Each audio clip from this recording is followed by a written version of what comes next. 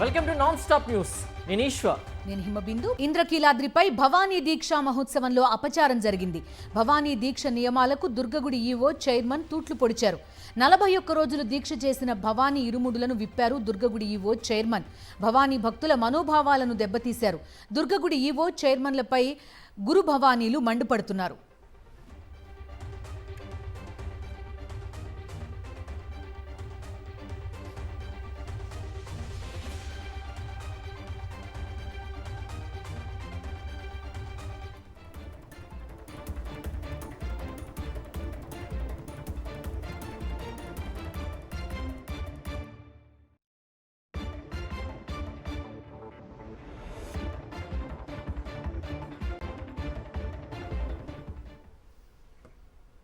ఏపీలో అంగన్వాడీలు కదం తొక్కారు. ఎన్నికల సమయంలో కూటమి నాయకులు ఇచ్చిన హామీలను వెంటనే అమలు చేయాలంటూ రాష్ట్ర వ్యాప్తంగా భారీ నిరసన చేపట్టారు.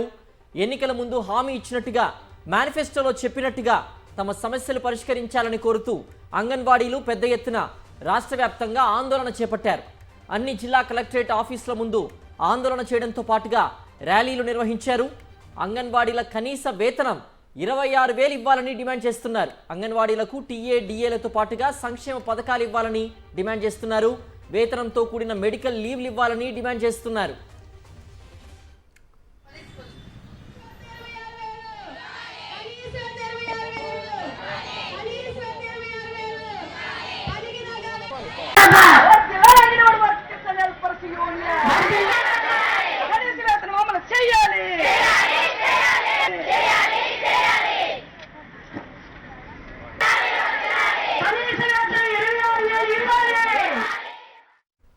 రియల్ ఎస్టేట్ సంస్థలకు కారు చౌకగా భూములు కట్టబెడుతున్నారని మండిపడ్డారు మాజీ మంత్రి గుడివాడ అమర్నాథ్. కోట్ల విలువైన భూములను తక్కువ రేటుకు ఎందుకు ఇస్తున్నారని నిలదీశారు. సత్వా సంస్థకు ఇచ్చిన భూమిలో రెసిడెన్షియల్ అపార్ట్మెంట్లు, ఫ్లాట్స్ కట్టుకోమని ఎలా అనుమతులు ఇస్తారని ప్రశ్నించారు.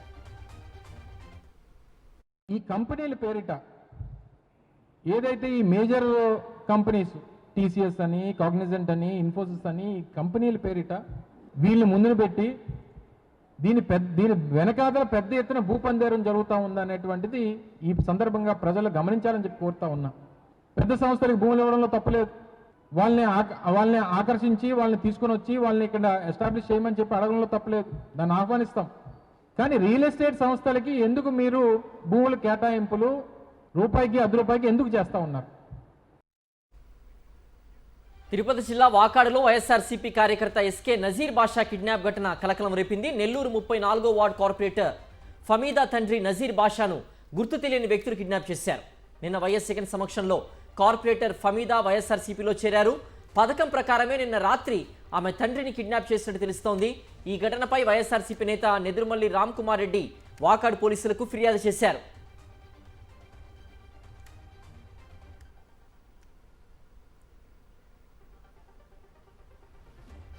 నెల్లూరు మేయర్పై అవిశ్వాసం పెట్టి ట్రోల్ చేయడం విడ్డూరమన్నారు మాజీ మంత్రి అనిల్ కుమార్ యాదవ్. వైఎస్ఆర్సీపీ బీఫామ్తో గెలిచిన 54 మంది కార్పొరేటర్లను వైఎస్ఆర్సీపీనే ప్రలోభ పెడుతుందనడం హాస్యాస్పదమన్నారు. వైఎస్ఆర్సీపీకి భయపడి కార్పొరేటర్లను క్యాంపుకు తరలించినప్పుడే మేము నైతికంగా గెలిచామన్నారు అనిల్ కుమార్ యాదవ్. టీడీపీకి చెందిన కార్పొరేటర్లని వైసీపీ నాయకులు ప్రలోభ పెడుతున్నారు. టీడీపీకి చెందిన కార్పొరేటర్లని ఇబ్బంది పెడుతున్నారు, లాక్కోవాలని చూస్తున్నారు, బెదిరిస్తున్నారు అని చెప్పి మాట్లాడటం జరిగింది. అసలు నిజంగా నెల్లూరు నగర ప్రజలందరూ కూడా దీన్ని చూసి నవ్వుకుంటున్నారు. అసలు మీకు తెలుగుదేశం కార్పొరేటర్లు అనే వాళ్ళు ఎక్కడున్నారు?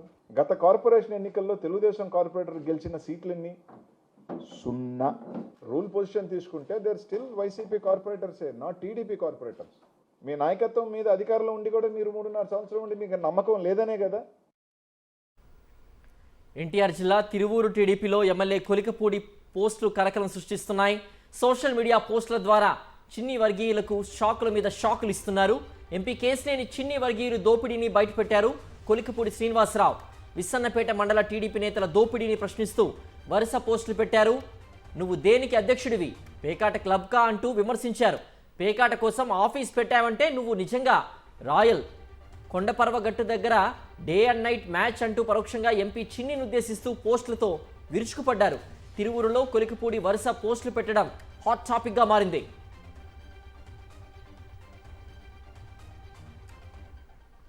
మెడికల్ కాలేజీలను కూటమి ప్రభుత్వం ప్రైవేట్ పరం చేయడాన్ని ప్రజలు ముక్త కంఠంతో వ్యతిరేకిస్తున్నారన్నారు మాజీ మంత్రి అంబటి రాంబాబు. గుంటూరులో శంకర్ విలాస్ బ్రిడ్జ్ అక్రమంగా కూల్చేశారని మండిపడ్డారు. రేపు ఉదయం 10 గంటలకు వైఎస్ఆర్సీపీ నేతలతో కలిసి బ్రిడ్జిని సందర్శిస్తామని వెల్లడించారు. శంకర్ విలాస్ బ్రిడ్జ్ గుంటూరు 1కి 2కి వారధిగా ఉన్నటువంటి బ్రిడ్జ్ ఇప్పుడు 60 సంవత్సరాలకు పూర్వం 60కి ఎక్కువ నిర్మించబడినటువంటిది 57 సంవత్సరాల పూర్వం నిర్మించినటువంటి బ్రిడ్జిని పడగొట్టేశారు. దీని మీద రేపు ఉదయం 10 గంటలకు మేము వెళ్లి దాన్ని సందర్శించి అక్కడ మీడియాతో మాట్లాడేటువంటి ప్రయత్నం చేస్తున్నాం. ప్రపంచ ఫుట్బాల్ దిగ్గజం మెస్సీ కోసం హైదరాబాద్ ఉప్పల్ స్టేడియం సిద్ధమైంది. సీఎం రేవంత్ రెడ్డి మెస్సీ ఆడబోయే ఫ్రెండ్లీ మ్యాచ్ కోసం అన్ని ఏర్పాట్లు పూర్తి చేశారు. రేపు సాయంత్రం 7 గంటల తర్వాత మెస్సీ గ్రౌండ్కు చేరుకోనున్నారు. దాదాపు గంట పాటు మెస్సీ గ్రౌండ్లో ఉండనున్నారు. సీఎం రేవంత్ రెడ్డితో దాదాపుగా 15 నిమిషాల పాటు మ్యాచ్ ఆడనున్నారు.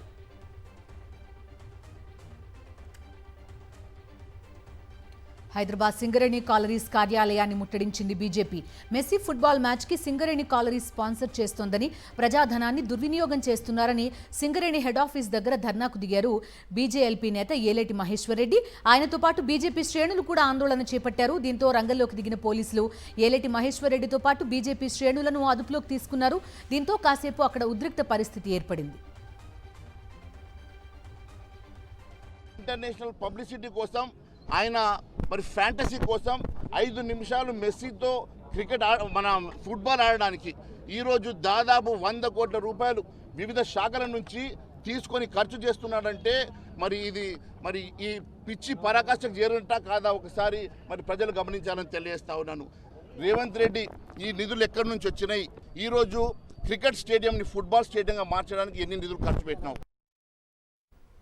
ముఖ్యమంత్రి రేవంత్ రెడ్డితో ఉత్తరప్రదేశ్ మాజీ సీఎం అఖిలేష్ యాదవ్ భేటీ అయ్యారు. జూబ్లీహిల్స్ నివాసంలో మర్యాదపూర్వకంగా కలిశారు. ఇరువురు తాజా రాజకీయ పరిస్థితులపై చర్చించారు. తెలంగాణలో ప్రభుత్వం అమలు చేస్తున్న అభివృద్ధి సంక్షేమ కార్యక్రమాల్ని అఖిలేష్కు సీఎం రేవంత్ రెడ్డి వివరించారు. ఈ సమావేశంలో రాజ్యసభ సభ్యుడు అనిల్ కుమార్ యాదవ్, మాజీ MP Anjan Kumar Yadav, Ramagundam MLA Raj Thakur, Congress senior నేత రోహిన్ రెడ్డి పాల్గొన్నారు. అంతకుముందు ఎమ్మెల్యే క్వార్టర్స్లో నిర్వహించిన సదర్ సమ్మేళనంలో అఖిలేష్ పాల్గొన్నారు.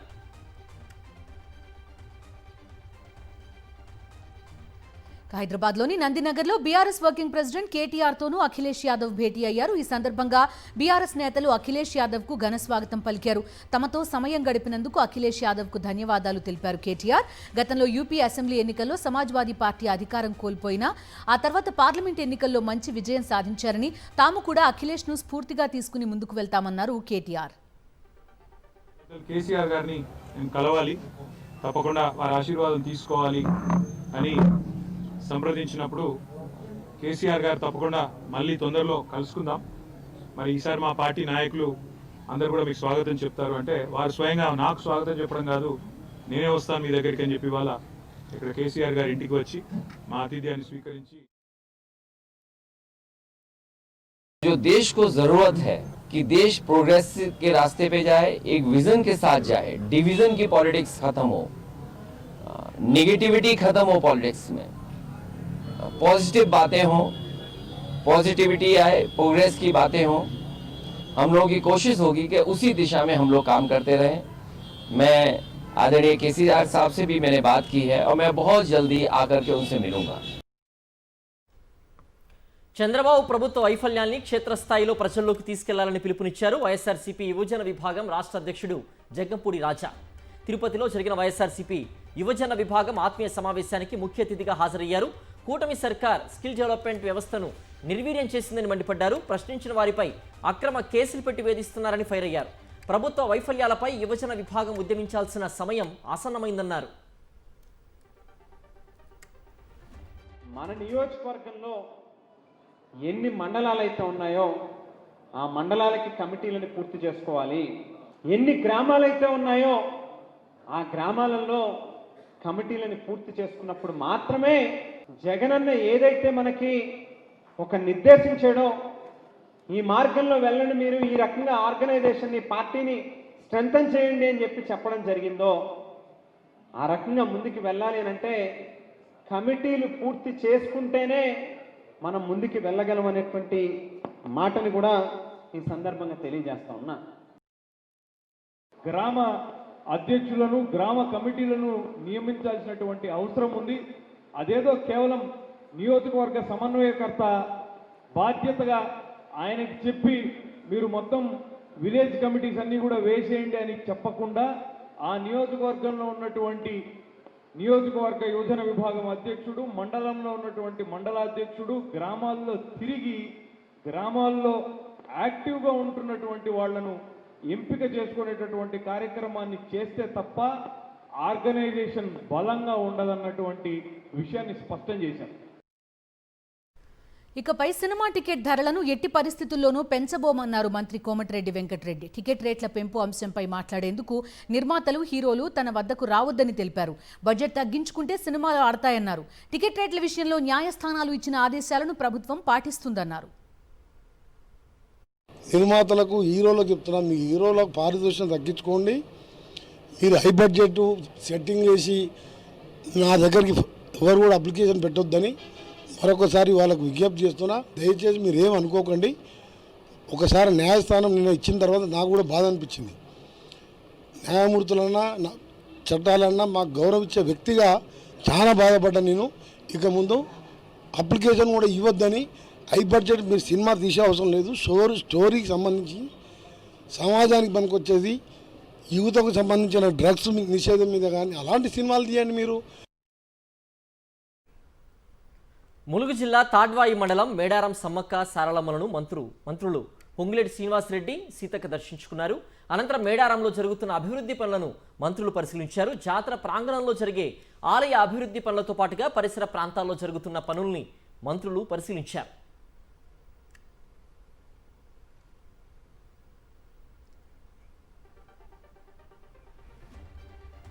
ఎస్ఐబి మాజీ చీఫ్ ప్రభాకర్ రావు లొంగిపోయారు. జూబ్లీహిల్స్ పిఎస్లో ప్రభాకర్ రావు లొంగిపోయారు. ఏసీపీ ఎదుట లొంగిపోయారు. ఆయన ఫోన్ ట్యాపింగ్ కేసులో ప్రభాకర్ రావు ఆరోపణలు ఎదుర్కొంటున్న సంగతి తెలిసిందే. పిఎస్లో లొంగిపోయిన ప్రభాకర్ రావును సిట్ అధికారులు విచారిస్తున్నారు. ప్రభాకర్ రావును ఐజీ తఫ్సీర్ ఇక్బాల్ విచారిస్తున్నారు.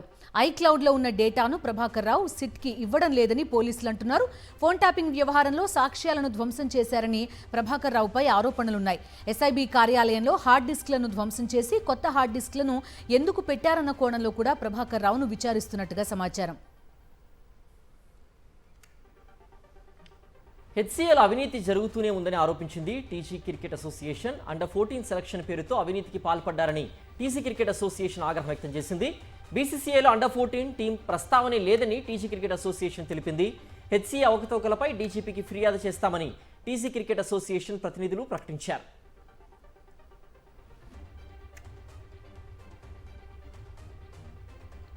హైదరాబాద్ మాదాపూర్ చందానాయక్ తండా హైస్కూల్లో ఫుడ్ పాయిజన్తో విద్యార్థులు అస్వస్థతకు గురయ్యారు. మధ్యాహ్న భోజనం తిన్న తర్వాత 40 మంది విద్యార్థులు వాంతులు, విరేచనాలతో ఇబ్బంది పడ్డారు. 6 విద్యార్థుల పరిస్థితి విషమంగా ఉండడంతో నానక్రామ్గూడలోని రెయిన్బో హాస్పిటల్కి తరలించారు. మిగిలిన విద్యార్థులను కొండాపూర్ ఏరియా ఆసుపత్రికి తరలించి చికిత్స అందిస్తున్నారు.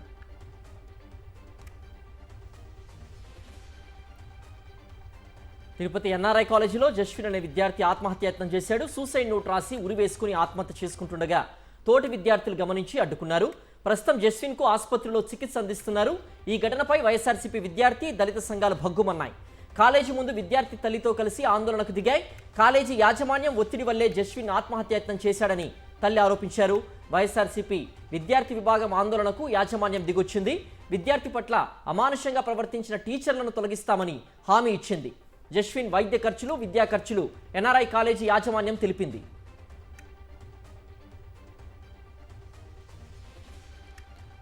వాళ్లంతా పుణ్యక్షేత్రాలు దర్శించుకోవాలనుకున్నారు. కానీ అంతలోనే మృత్యువు కబళించింది.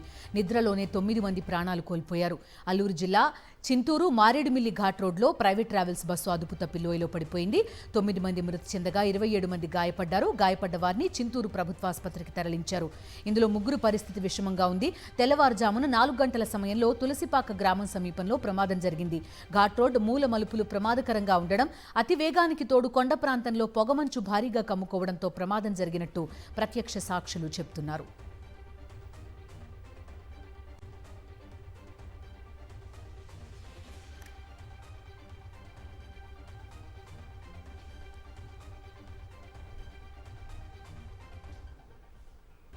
విశాఖ స్టీల్ ప్లాంట్లో ప్రమాదం జరిగింది. లాడర్ రిపేర్ విభాగంలో మంటలు ఎగసిపడ్డాయి. భారీ శబ్దాలు రావడంతో కార్మికులు పరుగులు తీశారు. మంటలను అదుపు చేస్తున్నారు ఫైర్ సిబ్బంది.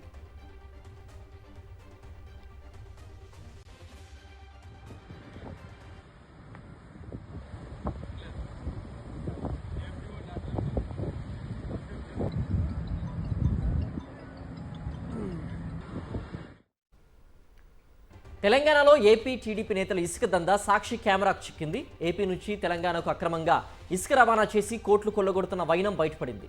లారీలు టిప్పర్లతో ఏపీ ఇసుక తెలంగాణ సరిహద్దులు దాటుతోంది. పల్నాడు, గుంటూరు జిల్లాల నుంచి వాడపల్లి చెక్పోస్ట్ మీదుగా ఇసుక అక్రమ రవాణా 3 పువ్వులు 6 కాయలుగా సాగుతోంది. ఇసుక కనబడకుండా టార్పాలిన్ కవర్లు కప్పి మరీ అక్రమ రవాణా చేస్తున్నారు. ఏపీ తెలంగాణ సరిహద్దుల్లో ఎలాంటి చెక్పోస్టులు లేకపోవడంతో యథేచ్ఛగా ఇసుక దందా నడుస్తోంది.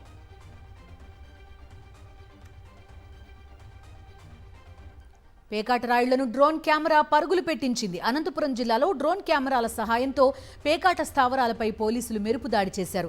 రాయదుర్గం మండలం గొల్లలదొడ్డి గ్రామ శివార్లో కొంతమంది పేకాట ఆడుతున్నారనే సమాచారంతో పోలీసులు డ్రోన్ కెమెరాలను రంగంలోకి దింపారు. డ్రోన్ కెమెరాలో 7గురు పేకాట ఆడుతున్నట్టుగా గుర్తించారు. ఈ క్రమంలో గాల్లో ఎగురుతున్న డ్రోన్ని చూడగానే పేకాట రాళ్లు చెట్ల పొదల్లోకి పరుగులు తీశారు. ఆ తర్వాత 7గురు పేకాట రాళ్లను పోలీసులు అరెస్ట్ చేశారు. 15,000 రూపాయలను స్వాధీనం చేసుకున్నారు. వరంగల్ జిల్లా కాజీపేటలో ఒక మోటార్ బైక్కి ఉన్న చలాన్లు చూసి పోలీసులే అవాక్కయ్యారు. ట్రాఫిక్ ఉల్లంఘనలకు పాల్పడుతున్న వాహనాలను తనిఖీ చేస్తుండగా ఈ వ్యవహారం బయటపడింది.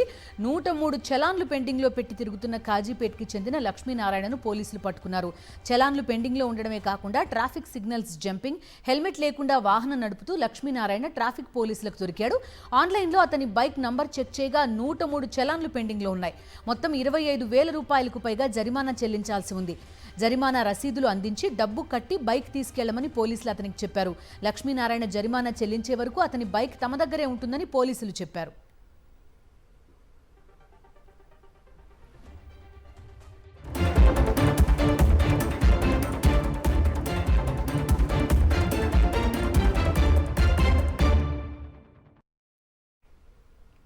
విమాన సర్వీసులు రద్దయ్యి వేలాది మంది ప్రయాణికులు తీవ్ర ఇబ్బందులు పడడంతో దేశంలోని అతిపెద్ద ఎయిర్లైన్ సంస్థగా ఉన్న ఇండిగో ఘోరంగా అప్రతిష్ట పాలైంది. దీంతో సంక్షోభానికి మూల కారణం ఏంటో తెలుసుకునేందుకు స్వతంత్ర దర్యాప్తుకు సిద్ధమైంది. విమానయాన శాఖ సలహాదారులతో కూడిన కమిటీ ఈ ఇండిపెండెంట్ ఎంక్వైరీ నిర్వహించనుంది. ఇండిగో విమానాల నిర్వహణ రద్దుపై కమిటీ విచారించి సంక్షోభానికి దారితీసిన మూల కారణాలను గుర్తించనుంది.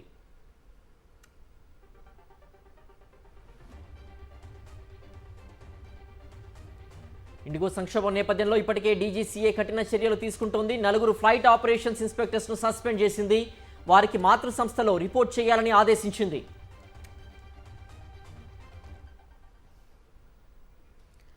జనగణనపై ఫోకస్ పెట్టింది కేంద్రం. 2027లో చేపట్టనున్న ఈ భారీ ప్రక్రియకు బడ్జెట్ కేటాయిస్తూ మోదీ కేబినెట్ నిర్ణయం తీసుకుంది. జనగణనకు 11,718 కోట్ల రూపాయలు కేటాయించింది కేంద్ర ప్రభుత్వం. ఈసారి జనాభా లెక్కింపు 2 దశల్లో జరగనుంది. పూర్తి డిజిటల్ మోడ్లో దీనిని నిర్వహించేందుకు ఏర్పాట్లు చేస్తోంది. ఈ జనగణనలో భాగంగానే కుల గణన కూడా చేపడతామని ఇప్పటికే ప్రకటించింది.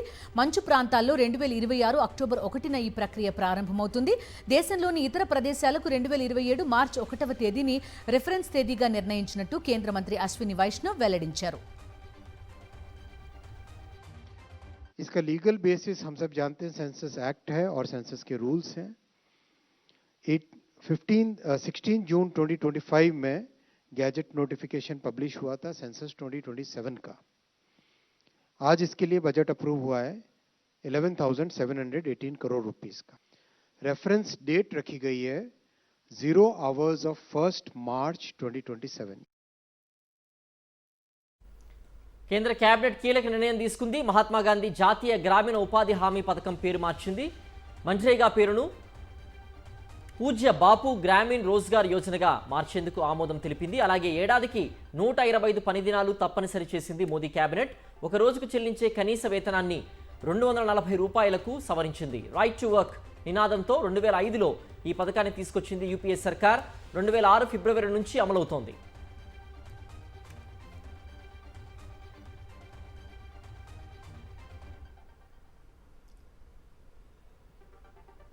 దేశ రాజధానిలో వాయు కాలుష్యం ప్రమాదకర స్థాయికి చేరడంపై ప్రతిపక్ష నేత రాహుల్ గాంధీ ఆందోళన వ్యక్తం చేశారు. ఢిల్లీ సహా దేశంలోని ప్రధాన నగరాలను పొల్యూషన్ కమ్మేసిందని, దీనిపై ప్రత్యేకంగా దృష్టి పెట్టాల్సిన అవసరం ఉందన్నారు. లోక్సభ 0 అవర్లో కాలుష్యం అంశాన్ని ప్రస్తావించారు Rahul Gandhi.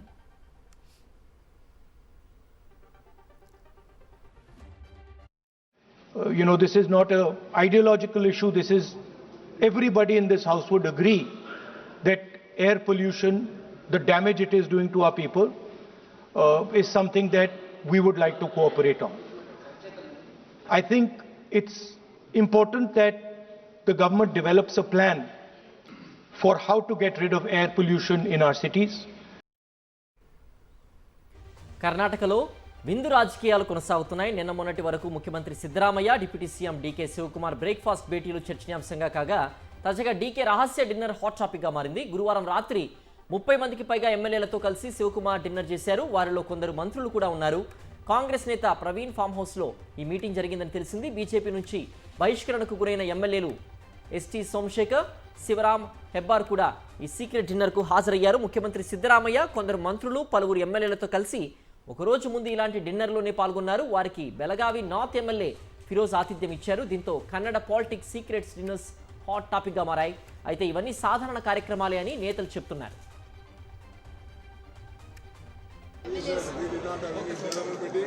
I went to the residence of my former DCC president. Their resident is a very great leader. So I will get on no dinner. Sir, decision on KCA. నిరాహార దీక్ష చేపట్టేందుకు సిద్ధమయ్యారు ప్రముఖ సామాజిక కార్యకర్త అన్నా హజారే. మహారాష్ట్రలోని తన స్వగ్రామం రాలేగావ్ సిద్ధిలో జనవరి 30న నిరాహార దీక్ష చేపట్టనున్నారు. చాలా కాలంగా పెండింగ్లో ఉన్న లోకాయుక్త చట్టాన్ని అమలు చేయడంలో మహారాష్ట్ర ప్రభుత్వం విఫలమైందని హజారే ఆరోపించారు. ప్రభుత్వ తీరును నిరసిస్తూ దీక్ష చేపట్టనున్నట్టు ప్రకటించారు. ఇదే తన చివరి నిరాహార దీక్ష అవుతుందేమోనని తెలిపారు అన్నా హజారే.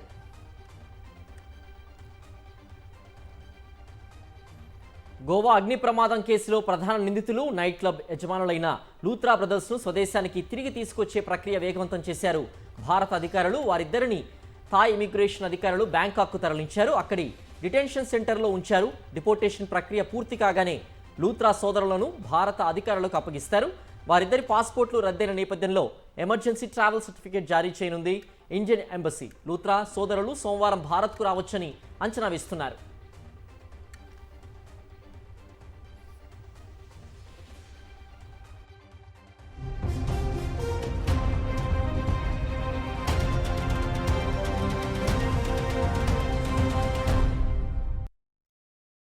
రష్యా యుక్రెయిన్ యుద్ధాన్ని ఆపేందుకు ఎన్ని ప్రయత్నాలు చేస్తున్నా ఫలితం దక్కడం లేదు. రెండు దేశాల మధ్య ఉద్రిక్తతలు రోజురోజుకి మరింత తీవ్రమవుతున్నాయి.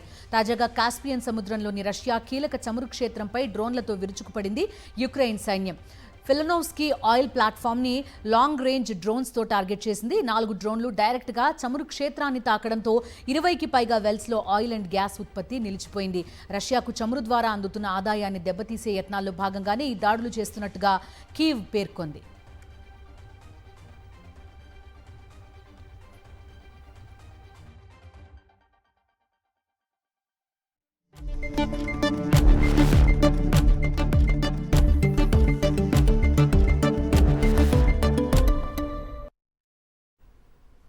దేశీయ స్టాక్ మార్కెట్ సూచీలు ఇవాళ లాభాల్లో ముగిశాయి. అంతర్జాతీయ మార్కెట్ల నుంచి సానుకూల సంకేతాలు. మెటల్ స్టాక్స్లో కొనుగోలు మద్దతు దేశీయ సూచీలకు కలిసొచ్చింది. సెన్సెక్స్ 449 పాయింట్ల లాభంతో 85,267 వద్ద ముగియగా, నిఫ్టీ 148 పాయింట్ల లాభంతో 26,046 వద్ద స్థిరపడింది. డాలర్తో రూపాయి మారకపు విలువ 90.42గా ఉంది. UltraTech cement, Eternal, Tata steel, Maruti Suzuki, LNT షేర్లు లాభపడ్డాయి.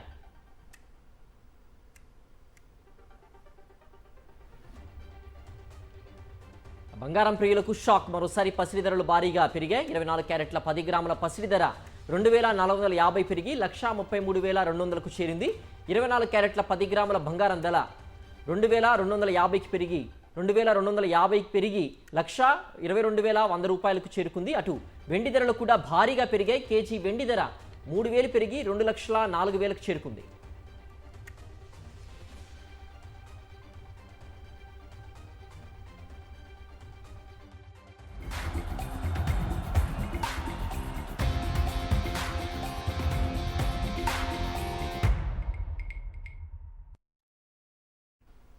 అండర్-19 ఆసియా కప్ వన్డే టోర్నీలో భారత జట్టు దుమ్మురేపింది. యూఏఈని 234 పరుగుల తేడాతో చిత్తుగా ఓడించింది. తొలుత బ్యాటింగ్ చేసిన టీమిండియా 50 ఓవర్లలో 6 వికెట్ల నష్టానికి 433 పరుగులు చేసింది. ఆ తర్వాత బ్యాటింగ్కి దిగిన యూఏఈ 50 ఓవర్లలో 7 వికెట్లు కోల్పోయి 199 పరుగులు మాత్రమే చేసింది. దేశవాళీ మ్యాచ్లో సత్తా చాటిన వైభవ్ సూర్యవంశీ అంతర్జాతీయ వేదికపైన సెంచరీతో సత్తా చాటాడు. 9 ఫోర్లు 14 సిక్స్లతో చెలరేగి ఏకంగా 171 పరుగులు చేశాడు. అరుణ్ జార్జ్, విహాన్ మల్హోత్రాలు చెరో 69 రన్స్తో విజృంభించారు.